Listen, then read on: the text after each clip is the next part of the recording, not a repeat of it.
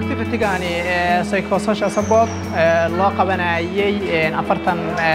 caruur ah oo kala socotay kaamamka oo la shaqeeyo mashruuca CBSS gaar ahaan wixii ka socday iskuulada dareenka caruurta aad buu u fiicnaa farxad baa ka muuqatay qolo walbiina wuxuu ku soo bandhigayeen dareenkooda iyo farxadooda qaar waxay ku soo bandhigayeen sawir gacmeed maaragtay ay sameynayeen qaar waxay ku soo bandhigayeen qalab geemam iyo maaragtay ay isku xirxirayeen qaarkood waxay ku soo bandhigayeen gabayo qaarkood waxay ku soo bandhigayeen heeso marka dareenkoodu aad u sareeyay waxay qaadanayeen waqti wanaagsan buu u ahaa inta ay ku jireen activity-ga